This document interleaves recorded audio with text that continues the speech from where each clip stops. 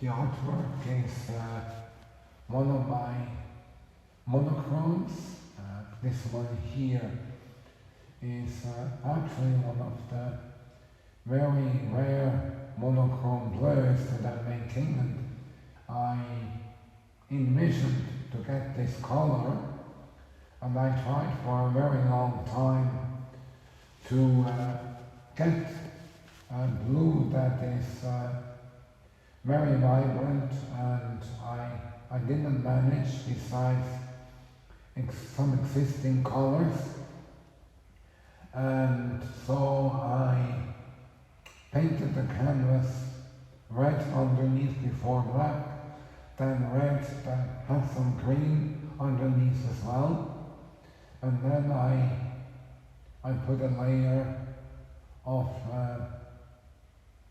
this cobalt blue, and it came out very captivating in a way. And we always are afraid of that particular blue because there is the famous Yves Klein blue, and there is this connotation and this connection that everything blue is belongs to the group of the Yves Klein works. But the way I prepare my canvases is a very, very long process, and it's layers after layers, and I really like this particular canvas, the way it came out. Also the traces on it, I did not cover them up. I basically stopped the painting when I saw it. I think that's really good, and I made another very small one like it.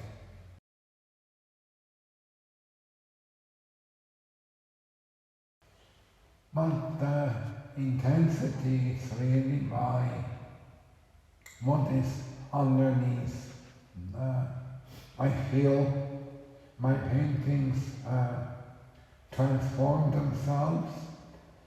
There is an incredible amount of depth the more I work on them. And this particular series here, you see it very well. And I did on one side, really on the bottom as well, you still see the bright color red underneath. Again, I wanted to cover it up, and I wanted to use a frame to cover it up, but then I was hanging the painting and I walked from the side, and I really liked the red underneath, and also maybe it was a way how I made the painting.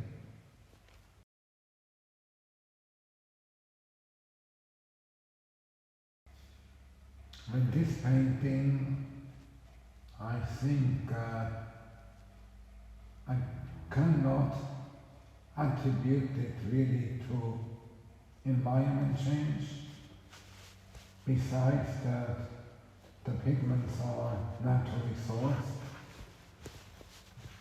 But the intensity, again, is the quality of pigment that you're using. This particular blue I read when I bought it and I mixed it. It contains a lot of lapis lazuli stone, which is found in the mountains above Afghanistan at the border of Pakistan. It's called the Blue Mountains. A lot of very good pigment is originating from there, and I really like the kind of color, the kind of pigment it gives me, and the red underneath, again, it's a pure red, and it's pure pigment, and it's sourced mainly from plants and also seeds, and It's a very vibrant red underneath, and alone the red makes a beautiful painting, but I really like the process of overpainting, and the more when I started these works, the more I do it and the more actually I experiment with it, the more I like the results that are coming out.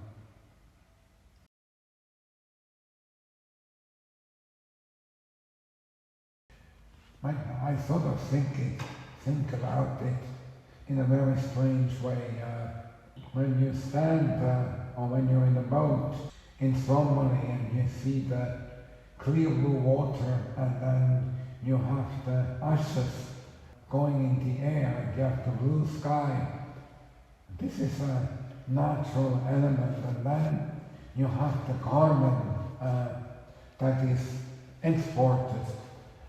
I work a lot also with carbon, and a lot of my blue paintings in the end are almost black, and it's another shade of black. So this particular one is basically the process in between, but I feel like it deserves more of them because I feel like there's so many shades of black. I'm actually working on a project on black. There are so many shades of blue that can be created by underlaying different base colors, and the intensity of the blue will change drastically by what is underneath.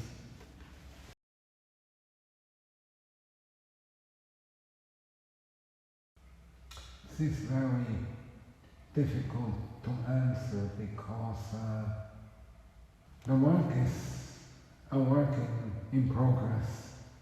There is often the moment that when is the work finished. The more I work on monochromes, the more mistakes I made. Because I kept overpainting and overpainting. In the end, the paintings are all very beautiful, but looking back, because I take records of everything, looking back, I overpainted some incredible paintings that I wish I had today. You know, the process of the metrics and the color, the mixture of color is almost mathematic. It's like the prism, like the rainbow colors. And by mixing the colors, you end up with real miracles. You know, blue and yellow gives you a green, but again, however you mix the two colors, the outcome can be 100-fold. So when I have red and black underneath, or red and green, like here, and black underneath, the effect it makes on the primary color is it's really astonishing.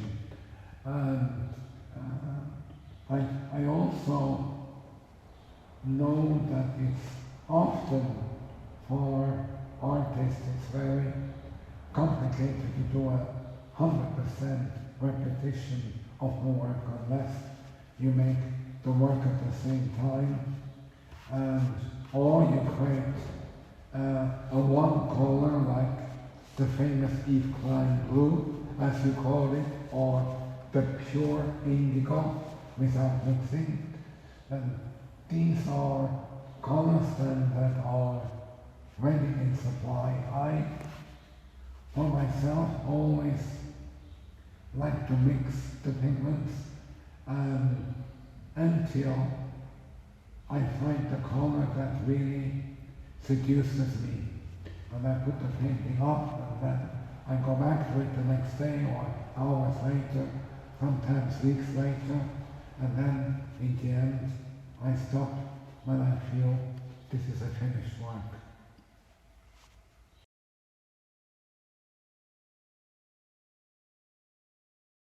Yes, climate change is a major part of my work, and also it creates a dialogue, and I think today we are at a really incredible point where, unlike 8 years ago, it's a huge amount of awareness on climate change, and many young people and young artists entering the dialogue with climate change. When I started, it was we were 2 or 3 artists. Now it's many that are looking in that direction. There is, in climate change, there are many topics that are very urgent, and